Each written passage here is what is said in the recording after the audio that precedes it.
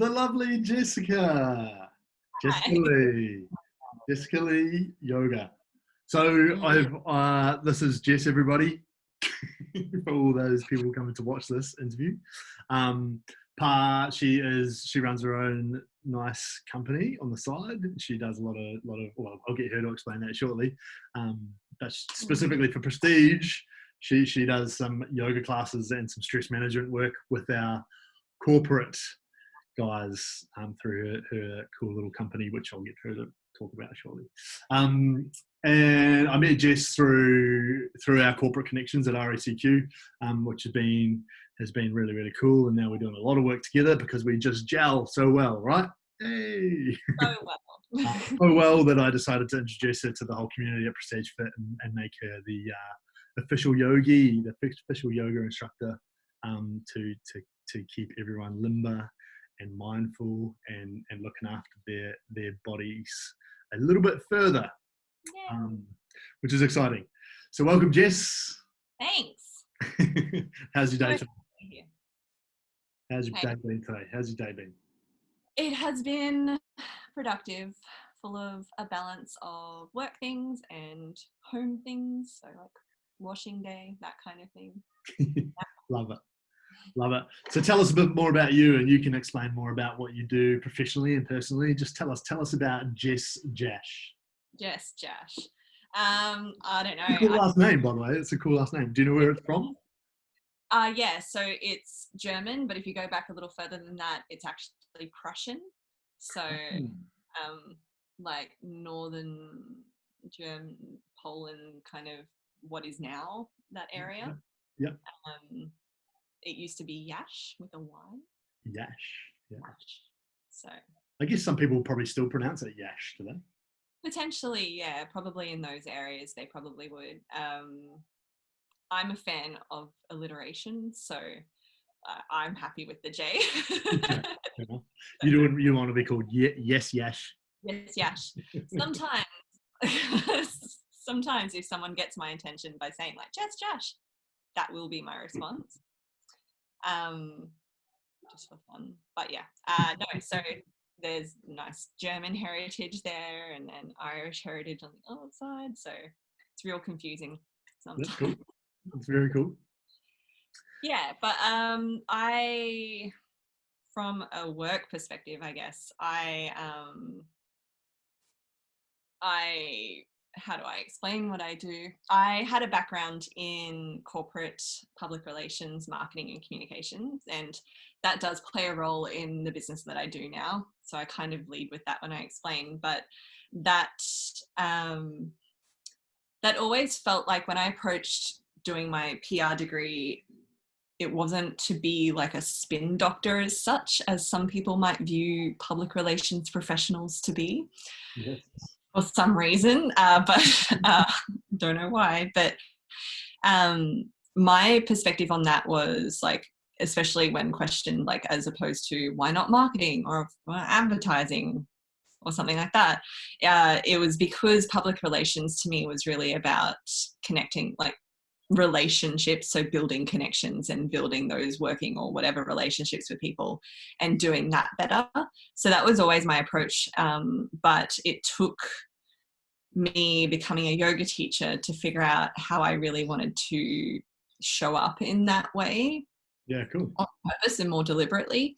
So while I was working in the corporate world, I started practicing yoga because it's really helpful for stress. I don't know if you've noticed. I don't know if anyone's told you anything about that yet, but so they keep telling us, and so we keep telling other people, and yes. Still stressed individuals out there still not practicing yoga, right? Exactly. At least breathing, right? So I started practicing yoga and I'm like, oh, hey, this is actually, I feel like this is really helpful for my mental state and my emotional state. And then I became a yoga teacher. And at the time I remember going just like, I just have this gut feeling. All of my decisions like that had started as a little gut feeling. I'm like, I just have this gut feeling that I want to do my teacher training course. Like I want to qualify as a teacher. I'm like, nah. And I remember saying out loud, oh, it's not like I actually want to teach yoga. Yeah. And like day one of the training, I'm like, actually, wait a second, I do, and I want to teach corporates and I want to do this. So the groups that I work with now haven't changed from that day. So the corporates and athletes and like military and first responders, Yep. they're the groups that I'm like, I want to really work with those groups, and that has stayed true, which is really nice. But yeah, so it took me to become a yoga teacher. There's dogs in this house. They're going to set my dogs off shortly too. It's like 4 dogs. It's great. Good. It took me becoming a yoga teacher to figure out how I wanted to then work in communication and PR. Mm-hmm. I say that, but like really communication and human relations, I like to call it, actually. Yeah, that's more, human relations is. But then you say HR and people are like, what, human resources? No, no, it could be helpful.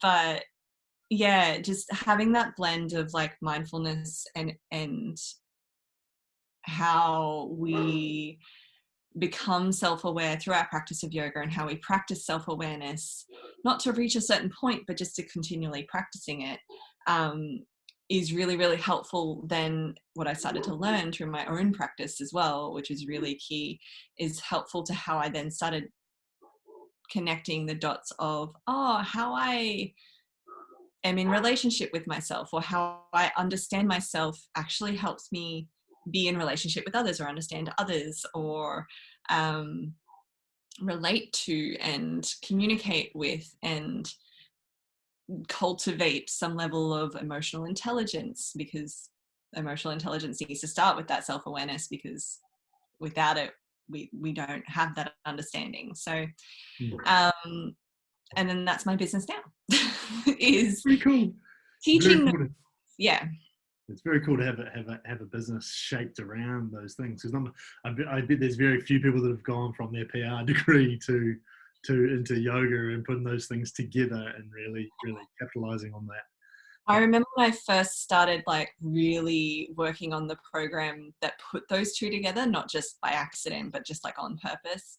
Mm-hmm. And it was so much fun. Like I had the butcher's paper out. I'm like, oh my God, and we can explore this, and that connects to here, and so it was just a really exciting moment of, yes, like these things connect. So the people who are like, you want to become a yoga teacher? What about your degrees? These are helping. Like these are the structure, the groundwork. So yeah. Definitely. And do you think like having your degrees has helped? Do you think having those bits of paper in the background, has that helped you get to where you are, and it's helping you to sort of gain business, do you think? Yeah, I'm going to answer that very specifically, because I'm not necessarily a believer in that you have to go to uni, for example, to succeed. It just depends on what you want to work in, I think. So I think now at this stage, yes, having those degrees, because I have a double degree, I have 2, so having those degrees have supported like my credibility, because of the audience that I work with, and also because of the work that I like, the things that I train beyond just yoga, like the actual communication things. I have a communication degree, so there is an element of credibility that says, hey, I kind of have an idea of what I'm talking about. Like I've trained in this and then I've worked in it, but I know in some instances it's not necessarily required, but it just depends on what you're wanting to do. And there is an element of, you have to do some kind of training and research and legitimacy to back yourself up, but also to give yourself a framework and grounding to work from, and then you can do what you want with it, which is kind of what I've done, I think. But I didn't know, and I couldn't have planned that at the beginning. So it's also trusting those steps. I went to uni, I had a gap year. And I worked during that gap year, but I then went to uni not because I specifically wanted to do those. Did you travel? No, you just worked. What did you do for work? I was a junior in a law firm. Oh, nice. Yeah, so that was Lost for words. It was that good. so good. It was interesting. It was a defining moment for me. I remember because arguably, and I'm not saying I was busier than the lawyers, but arguably I was physically the busiest, like running around everywhere, Yeah. doing all like that. Were they Running, getting you to do their dirty work, sort of thing? yes, yeah. You're kind of like the apprentice. Like, yes, we've finally got someone to run our errands. Yeah, debt collecting and all of, no, nothing like that. It was just like doing the running around work, like physically running around, like trying to rush everywhere, get everything done, carry a bunch of stuff upstairs all on your own, wearing heels because that was the dress code. Mhm. So You sound like you've got a whole nother story behind that and a whole bunch of opinions around that as well. no, it's not so much a story, just more of an opinion Yeah. around that. But We'll anyway, touch on that another point at another point. yeah. But no, so I was a junior in a law firm, and there was this defining moment where I was standing in the middle of like the main open area where all the secretaries were working and everything, or the paralegals were working. And everyone was, most people, not everyone, most people were lovely and everything like that. But I just remember looking around and having the moment of, this isn't what I want for my life. This isn't for me. I don't want to work my way through from here to conveyancer to paralegal to whatever. Like, I don't want to do that. Yeah. And it was just this real clarity of, no, not Yeah. again, that kind of gut feeling, but the clarity in that and just following that. So You had to dip your foot into that sort of thing to really know that, right? yeah, exactly. Which is why I didn't apply for uni out of school, because I was like, well, I don't know what I want to do. If I had applied and gone through with it, I'd be a high school teacher. Okay. But so teacher of some sort, I guess. But yeah, it was this, and this was also in Harvey Bay, so there's not a lot there either. Yeah. There wasn't a lot there either. So you grew up in Harvey Bay? I grew up in Harvey Bay. Oh, such a nice place. For a holiday. Yeah, yeah. Most Yeah. people know that about where they grew up, you know that? Yeah, it is a beautiful place, but yeah, I knew that I needed to not be there. So I applied for uni and I looked at the courses, and it was more a decision of what kind of work interests me, and communications and that kind of writing, that kind of work had always been of interest to me. Talking, storytelling, whatever it is. Mm-hmm. And even though my stories go on forever, Well, I'm just going to kick back and you. grab yourself a beer, it's fine. I'll be back in half an hour. You just keep talking. Exactly. But it was more of like, okay, well, what kind of jobs like would I be interested in? And so what's the degree that matches those? Yeah. So that was the process of going to uni, and I only chose one degree. I chose the media and communication degree. And then it was 2 years into that 3-year degree that I decided to add the second, which was the PR one. So gut feeling again. But yes, it wasn't through a need to go to uni for the sake of going to uni, though. It was like, what am I actually interested in? What's required? So I feel like that has supported me where I am now, because it's helped me market my business through the experience that I've had. Like, a lot of yoga teachers have no idea how to market just because it's totally foreign to them, which is fair. If you don't know, you don't know. But then actually structure and have a niche and have a specific, unique offering that is different and that can provide something different and something of value still, I feel like that has played a key role as well. Yeah. Very cool. You've got such depth, which is awesome, and like I think it's a really unique sort of combination of things that you put together, and to start your own company from that's pretty cool. And we're obviously, I've told you many times, like we're rapt to have you in the prestige community and working with our crew. In the corporate world, it's pretty cool. Yeah. To have you in there, as we've got some pretty cool things on the horizon. Hey. Yeah. It's exciting. So obviously, like having sort of obviously we're still young, you know, but you're obviously got your head screwed on, so to speak. What is it that what sort of things inspire you in life? Like who or what inspires you, and what has inspired you to be where you're at? Or who is currently It's a good inspiring? question. I think as far as like business wise goes, Mhm. what inspires me is seeing people in their element. I think that's what it is. It's a when like, so if it's other business owners, and what prompted this, I had a little brainwave yesterday morning, and what prompted that was I was scrolling through Instagram and I just saw this video, and it was like a conversation, and it was real, like just they were in their element and they were just talking about it, and that kind of thing inspires me. And it's not trying to replicate what they're doing in that sense, like what anyone else does when they're in their element, but it's just like this reminder of, oh, how good does it feel when I'm in my element. So that kind of thing inspires me. Or I think that's really it. I think that's the real answer. That's probably the main answer. There's other little things, but yeah, it's just people really being in their element and giving a shit about what they do and fully living it. Love it. Being fully invested in it.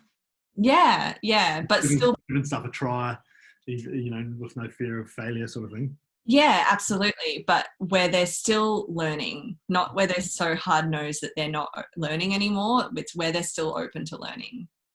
Love it. That's pretty lovely. It's a nice thing to be inspired by, for sure. Yeah. Is there anything like right now that's inspiring you? Anything that you're curious about right now that you're like, oh yeah, I've been reading this book, or this has been on my mind right now. I have like 5 books on the go all at once. So like physical and audio books. So depends on my mood. Tell us about a couple of them. What are you reading? What are you listening to? I got given and I'd been so Gary Vee is one at the moment, and I'd been aware of his videos and everything beforehand, but in August last year I got given his 2 books. I got gifted his 2 books and I read them. Crush It and Crushing It. Crushing It and Crushing It. Yeah. Crush It and Crushing It. Crush It and Crushing It. Yeah. And I have one here. Here's one I prepared earlier. Here it is. I'm reading. This is just an advertisement for Gary Vee. He doesn't need it. He's fine. Yeah. I'm rereading it though, and it's a slow. So these ones I read. I have breakfast picnics with the dog most mornings. Yeah. And I use it as like just to have space mentally, and in the beginning of the day I need that. But I use it as a chance to, like, once I finish breakfast, if I'm still sitting there for a little bit longer, I have a book there and I just read a little bit, and it's not this hard out reading, which I also love to do too, but it's just this moment to kind of realign. So I don't read like a novel in that time, and I don't read there are other books I'll explain as well, but this one I started rereading because he tells stories. So in Crushing It, it's kind of like a follow-on from people who have followed the advice from Crush It. Yeah. I've read both of them as well. Yeah, and like I always found him a little abrasive before I read his books, because I'm like, oh, but he's all about the hustle. I'm like, what about the rest and the self-care, Gary? Like, far out. Like, that's not balance, like, you know. But after reading his books and actually understanding that his perspective is a little less do what I'm saying and a little more just find what's you and do you. Yeah. This is what I do. It sort of helped with that. But yeah, reading Crush It, he tells the stories, or he has excerpts of people telling their stories of what they've done, and I guess it's that inspiring bit as well. It probably links really nicely. Is how they are like they're living what is them. So they are doing what is them, and they're telling their stories. They're like, you know, this is what worked for me because I'm comfortable talking to a camera, or this is what worked for me because I'm better with words on paper, like, or written words. So I did this. Or they're just like, it's stories of people just being all in on themselves. And I love that. Yeah. So that's like a little, like, it's like the way to start my day, especially if I know that I maybe need like a boost of motivation. It's not like a rah, rah, rah kind of motivation. It's just like, oh yeah, I can be me and show up in me and what's me for the day. So it's kind of just kickstarts me into gear. So That's cool. I think it's so reflective of your personality as well, actually, because if you know anything about Jess, she's like genuinely interested in people. Like when you communicate with people, it doesn't matter who they are or what, your level of acceptance is amazing for everybody that walks into your life, and how you listen is I guess, and you like you say, you can be caught up in conversations and talk about a lot of stories, but that's because you're so invested in that relationship, which is cool. It's cool that it is like I guess it's like an aura of your whole life, right? It's not only what you've studied, it's how you carry yourself in life. So you're pretty well aligned, aren't you? yeah, it's a process though. Like, it's not stuff that's all like I didn't come out of the womb like that, it's just like, You're just natural listener, communicator. But there's a process of learning, but also just trusting that learning and giving yourself permission to show up. So I remember, like, when I left my corporate job, Mm-hmm. I was already working my business at that point. Mm-hmm. But when I left, I had to acknowledge this fear of, like, because I had some people that I worked with on Facebook, right? So it was this fear of, what if I share something about my business, but then it doesn't go the way that I want it to, and then they're going to see it and see that I failed. And it's like, well, so like I had to acknowledge that level of things for me and go like, well, actually, I'm going to fail if I don't go all in anyway. So they're going to know, like, kind of like a screw them, like, and it's not personal then, but it was just like like, this has nothing to do with them. This is about my life. So, and what I want to do. And it was that level. So it's all those little onion layers that get peeled away once you kind of stop and acknowledge and go, oh, there's this little thing. Weird. Okay, let's look at that. Yes, thank you. That was really nice though. Cool, yeah. Well, I think you're a wonderful person, and that's certainly, when we first got chatting, I think we spoke for ages, and just as I like what I do with people when I connect with them, particularly on a professional level, in fact all levels really, I'm a great watcher, and I watch how people communicate, and I watch how people interact together, and if I don't think that's sort of fitting well, or there's certain behaviors that I don't quite understand, I'll ask into those things. Yeah. And I've always just watched you and thought, man, she's so invested in, just the basic things around communication, around the eye contact and all these things. But it's just so natural that because you are genuinely interested. You're not like trying to get away from the conversation or just cut it off short. You'll progressively ask and ask and ask and ask and ask because you're genuinely interested, which is cool. You would have probably conversations that go for hours, not meaning to go for hours, right? And I know. Often. I had no idea about that. No. I don't even know what you're talking about. No, often. And also, I think sometimes it overwhelms people if they're not like. So if you're watching this, just go make a cup of tea or grab a beer because we're going to be here for hours. Pretty much. Shop a drink. Yeah, I think it, like, some people, if they just ask for. I used to have housemates when I lived on the coast still, and they knew they were coming, like, they knew me, so that they kind of probably had some idea, but they'd come to, like, they'd mention and ask for advice. Like, we'd be in the kitchen and there was a lounge, like a little living room there, so one of us would be sitting there, one of us would be in the kitchen, and advice would come up. They're like, well, what about this? And then like it would just become this whole, like, that unraveling and that whole, like, okay, well, like, like the questioning of where are you in that, or like what makes you want to have that, or whatever it was about. Like, there were a million different examples. And we joke about it because, so, like, going back to my last name, it's Jasch. Yeah. So we joke about it, like, they'd be getting jashed because they'd be like, oh, we're here and we're in this conversation, and okay, that's a lot of information that I didn't expect to be asked, and oh no, now self-inquiry, god damn it, like, just this. I've been jashed. Yeah, getting jashed. And yeah, so I like it. I mean, it was all gentle, like, it was all like, it wasn't like forceful, but it was just, it became this joke because there's deep, like I always look at the deeper, or I try to always look at the deeper layers, and sometimes they were just looking at that layer and they're like, oh, now I have to look at all this. Damn. It's cool though, because you're great at that, I guess, and that's why you and I have great conversations, I think, is that we look at it from different perspectives, and as the conversation flows, you get it unravels new perspectives, and you think, oh yeah, what about this, which is quite cool. We've been a part of a few of those conversations with us in the team, haven't we? Yes. Which is cool. Fun. Our team meetings end up going for a bit longer than they should often, which is the nature of it. Hours. It's so fun. And it's good. It's helpful for everyone, I think. I like it. I always feel really like, I'm like, what a great day. Like, energized, right? Hey? Energized. Yes. Yeah, me too. So if you were to give the Jasch the top 3 tips, right? Top 3 tips for life, living, because like in terms of health and well-being and stress relief, and just from Jess's perspective, if you had 3 tips for someone to live a great life, what would it be? Is one of them sleep? Oh yeah, that was me thinking, like there's so many. Yes, sleep, but that's not going to be one of my 3, because you're going to get those tips from someone like Isaac. We'll talk about it often.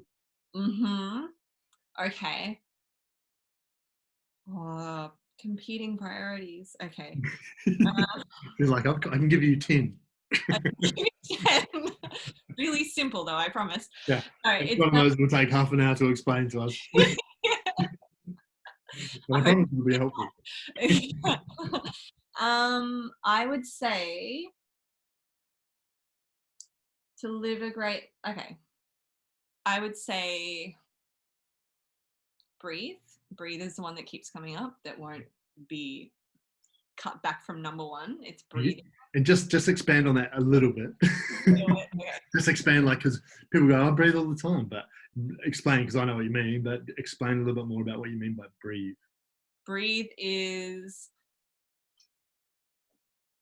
taking care of your nervous system and allowing yourself to become more present each time that you focus on it. Awesome. So it helps calm you. That's my little bit, I promise. That's brilliant. Yeah. So breathe, because it can make more of a difference than you expect it to be. Like, just because it's so simple. Yeah. We overlook the simplicity in things sometimes. Definitely. And so Jess does a lot of work with our corporates, and we probably should introduce this to what you do in the yoga classes. Maybe we should probably introduce some little videos and stuff to our Prestige community as well, while everyone's working at home, maybe. And just on breathwork, different techniques to really stop you and make you concentrate on just breathing, which is a really great way to work with your calming your nervous system and just letting you take time out and have a bit of mindfulness. So. Yeah, and if words like mindfulness feel overwhelming or like a little woo-woo, which they can. Sometimes overused, not so sort of effectiveness. Yeah, so if that's it, it's just about feeling okay. So what can you do right now to feel okay, especially if you feel overwhelmed or stressed, is breathe. So number 1 is breathe. Number 2 would be embrace communication. And communication. Yeah, it was like, learn communication, be okay with communication, but just embrace it and know that it's okay to stuff up when you're trying to communicate. But what's really important is the effort in just trying. Yeah. In what context? In all contexts? In all contexts. Like, there are sessions that I've done with the sports team that I manage, that like I've gotten them to do activities or exercises, and I'm like, this is going to help you guys as a team, but I promise you, if you take it home and practice it at home with your partners, it's going to help you there as well, and you can thank me later. Like, it's it's important. It's so important, and it's not this big pie in the sky like ideal thing. It can be really, really simple. Doesn't mean it's easy, or doesn't mean it's not. It can be uncomfortable, for sure. but it's such an important and powerful thing that when you practice it, especially if it's like with another person, so say it is your partner or your boss or whoever it is, so it works in any context, but say it is your partner, if you sit down and say, hey, like, you know, let's practice, like, what if we communicate in this way, what if we, instead of saying this, we use this word, and that becomes like, and if you're both in it together, hopefully you are, like, it becomes this powerful thing that you're just practicing in, and then it's a bonding thing there because you're both in it together. So embrace communication and trust it. So, because there's so much that could fall under that, but yeah, embrace communication. Yep, love it. 1, 2, and be equally gentle on yourself as you hold yourself accountable. Is number 3. Explain a little bit more. Pretty self-explanatory, but yeah, it's this balance. There can be the balance, like I mentioned Gary Vee, where my first impression of him was it's all about the hustle, right? And it's like, yeah, that's important to sort of, you know, but it was like, yeah, but when do you be gentle on yourself and say, I actually deeply need to rest and I need space, just rest. Or with gym work, right? Like, and you program this really well in your programming because it's about recovery. Recovery is the being gentle with yourself part, but then you people hold themselves accountable because you program it that way. But we're asked to hold ourselves accountable by still showing up for the work and still doing the work because it's the work that's going to make the difference. But the recovery actually aids that difference as well. Yep. So being gentle with yourself, and it can be physically, so like how you work or how you work out, or even mentally or emotionally. So if communication is challenging, being gentle with yourself. You're going to screw up and that's okay. And hold yourself accountable. So if you say the wrong thing or, you know, do the wrong or whatever it is, or you could be doing better for yourself versus, you know, like not, still hold yourself accountable and say, actually, you know, I could have done this better, or I could actually show up and do the work that I need to do. And it's going to make it so much easier on me later, and then I can be gentle on myself. So it's a balance. I love it. Very, very important one. I love those 3 tips. Thanks. I like them too. I'm going to use them. Breathe, embrace communication, and what was the wording? Be gentle on yourself as much as being accountable for yourself. Accountable, yeah. It's always, yeah. And that's important. It's a big thing to be accountable to yourself. It's something I've learned a lot about in my time in terms of like all my personal coaching and stuff. With all personal coaches, actually, is just being what's the word? There's a cool book. It's that Aztec book, which is called I'll have to find that actually. Like the 5 rules of life or something like that. I can't remember what it's called now. It's a really cool book though. You know exactly which one I'm talking about. But it's from the old Aztec beliefs, and one of them is being true to your word at the very start. And it's not talking about being true to your word because of what you say to others. It's about being true to what you say here.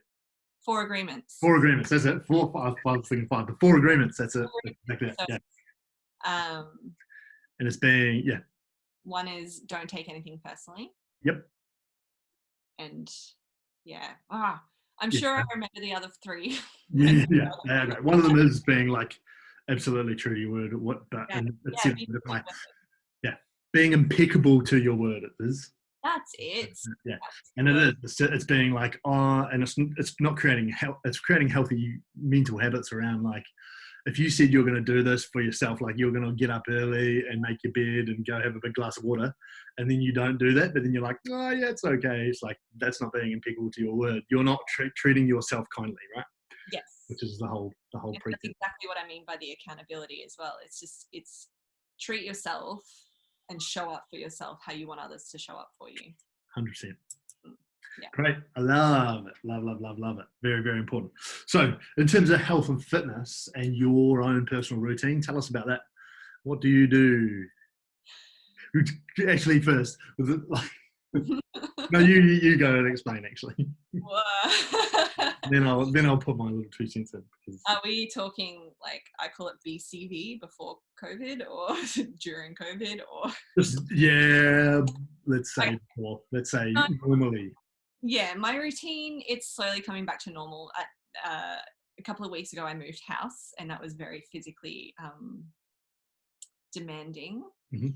So I had like a little bit of a break there, and plus finding new routine without being able to go to the gym.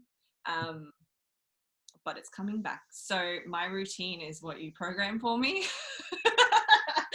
Yes. Woohoo!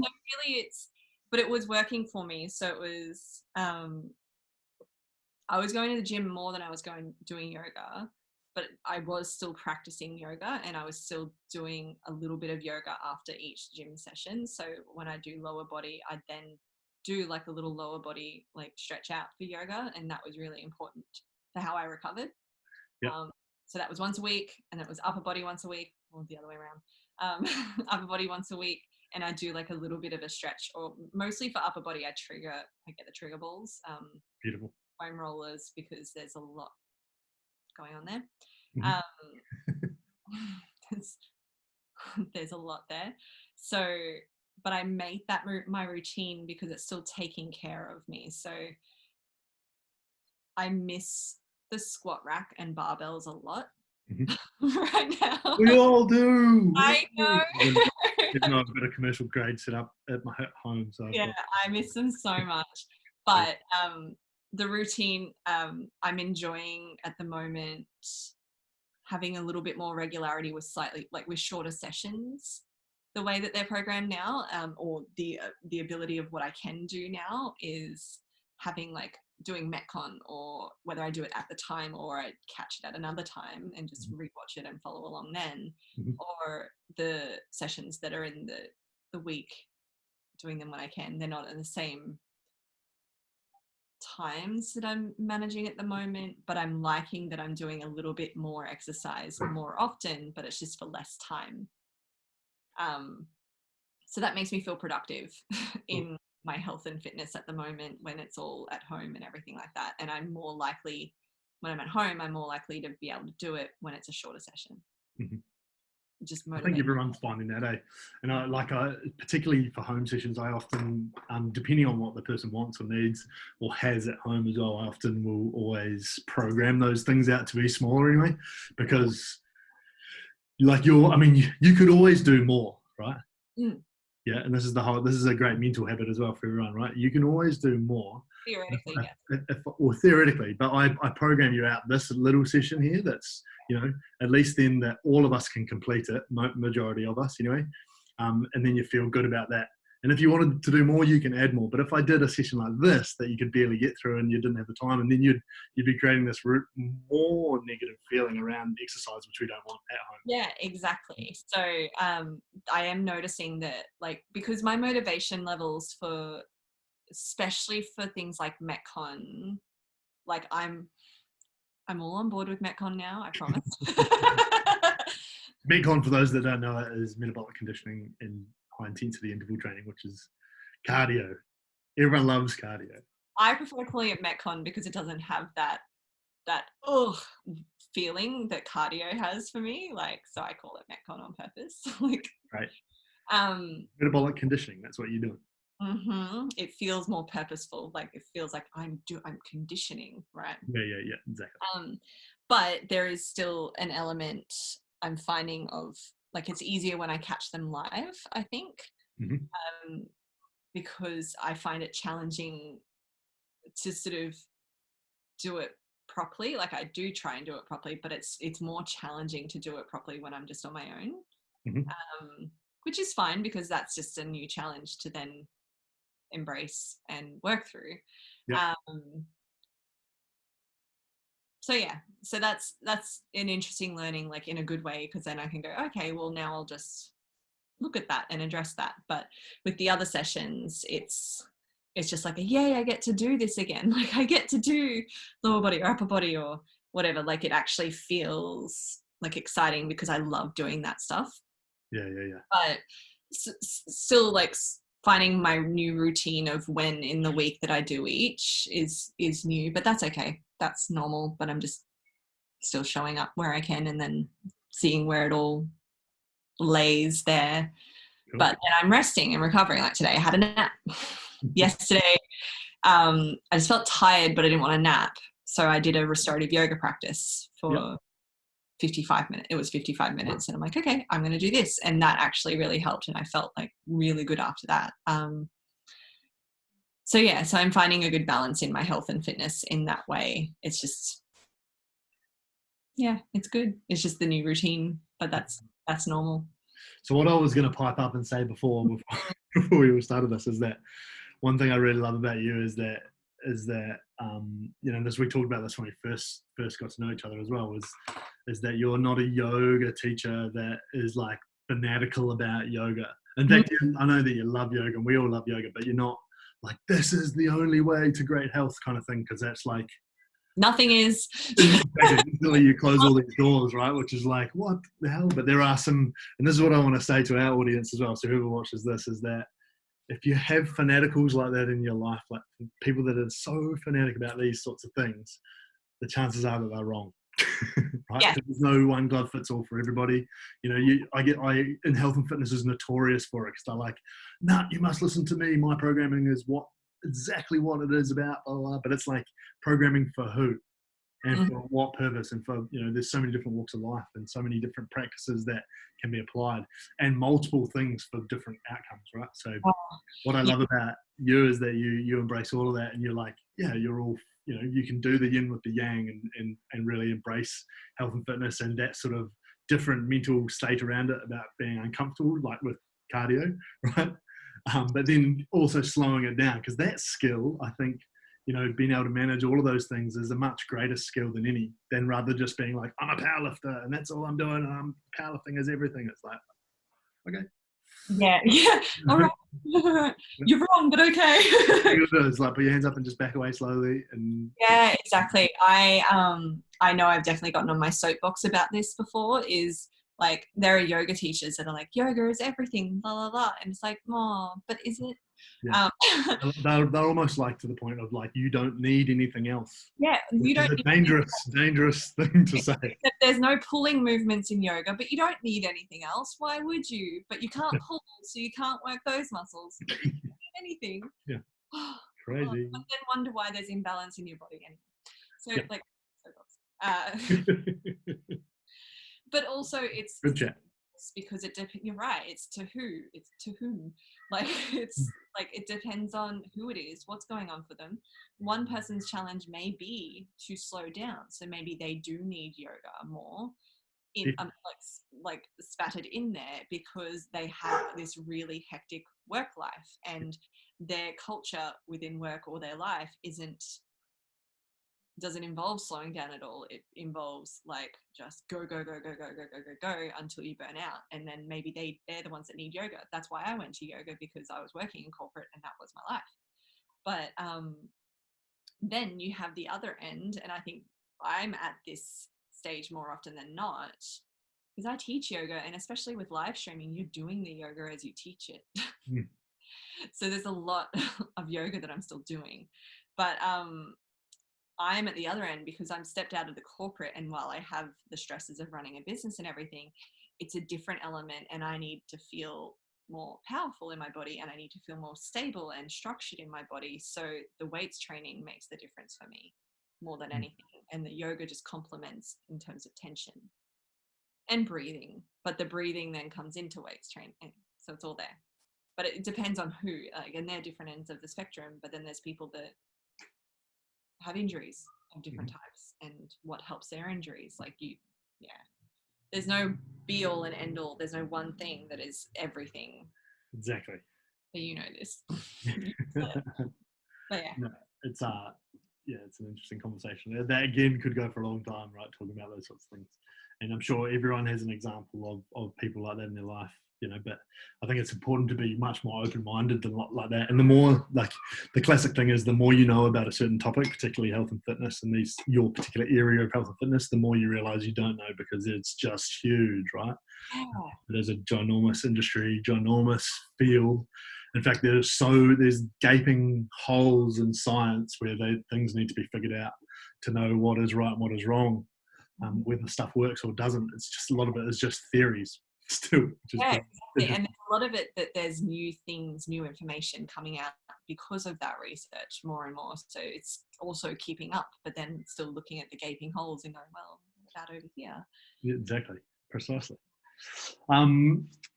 So back to something a little bit more personal. Any regrets in your life? No, I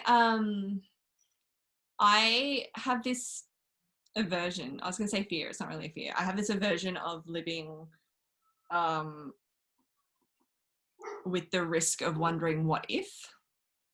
So I have learned, and it doesn't mean it's been easy as such, like sometimes it's meant communicating things that felt scary to communicate, but I've learned to find ways to address any of those scenarios that come up of like, well, I might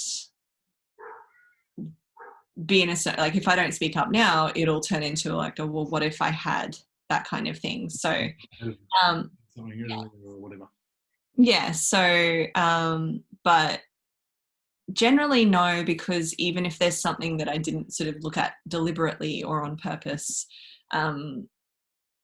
especially before I was on that mission of being on purpose with what I do and what I say, I find that there's a learning in it anyway.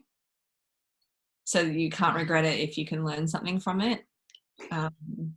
Very cool. It's a very, very self-developed mind, isn't it? Yeah, to make that decision.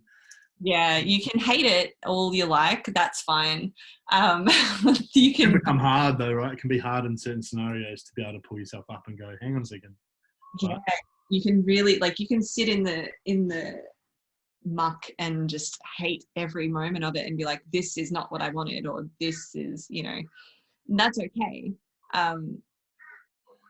But yeah, it's what you choose to do with it. Then you can regret, if you you could regret it if you chose not to learn anything from it and then progress from there, or turn it around and say what you need to say or do what you need to do. But yeah, no regrets. Great. I love it. And do you think now, obviously there's we've talked about a lot of things already, but we could talk about a lot more things, right? The time will just fly by. I teach tonight. Yeah, we've got a session at 6 p.m, right? Are you doing tonight's session? No. I don't do Metcon before I teach. Yeah, that's fair. Just because it does still make me go what? Yeah, 100%. Yeah, I just. Do you think there's anything that I should have asked that I haven't, to give us a really great picture of Jess?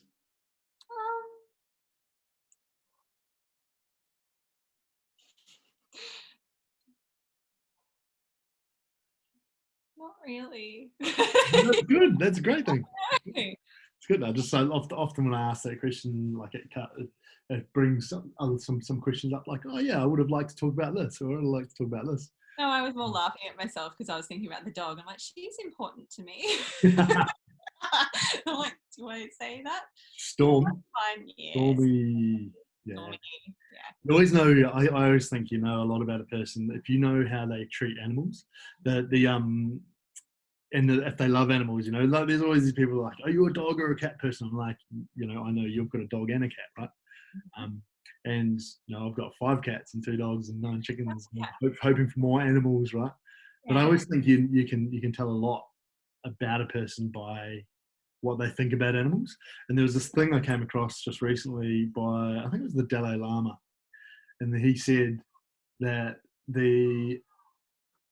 I can't remember the exact words of it, but it was like, you can always know how well developed a country is by the way they treat their animals. And if you think about that and you use countries as examples of how they treat their animals and what they do for their animals, and you can really see that actually replicates into humans as well, right? Is that how people view and treat animals is a great gives you a great understanding of that person's nature, I think. I agree, like, because animals can soften people as well, so that even the people that seem to have like that hard exterior, or the like the Well, like brings out the child in them almost, like kind of, and the softness in them, and it's like, oh, like there is a heart under there, like, you know, like whatever that wall or barrier that you've got going, like there's still something under there. And that's like, so you get to see the human in people, especially if very they good. have protective mechanisms up when it comes to other humans, like, so, but you can see that when they're with animals like dogs or whatever animal they relate to. Yeah, so I like that. One last question for you. Okay, go nuts. Is if you had a billboard, right, and it was a billboard that everyone in the world could see and have to read, what would it say?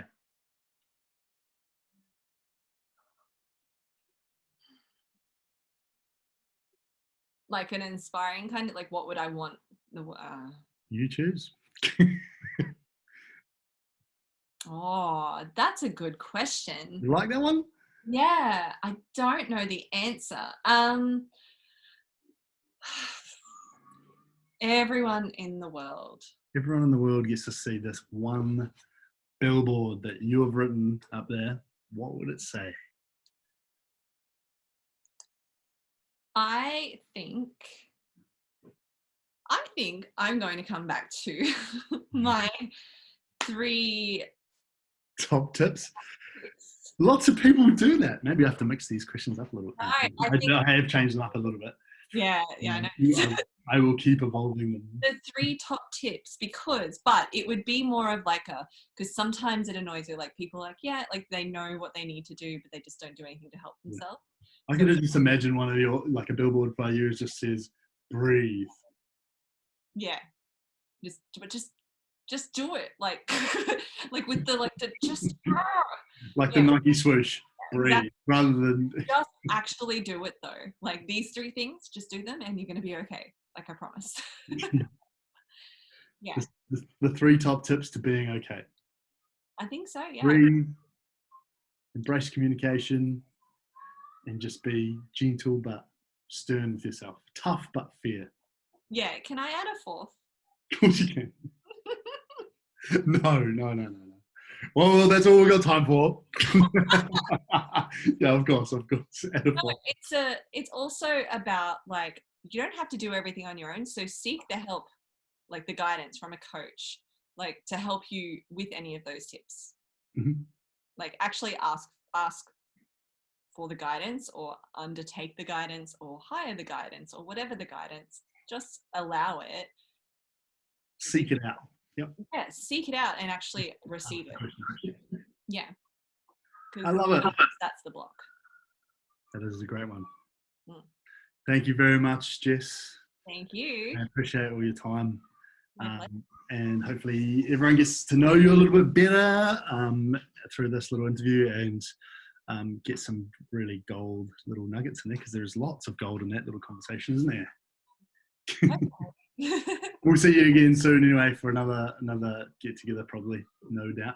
Maybe on something way more specific, and we'll go right into depth with that one thing. That'll be exciting, won't it? Oh, okay. That'll be fun. Cool. All right. Well, I'll chat to you soon. Enjoy your yoga this evening. I will. Bye. Namaste. Namaste.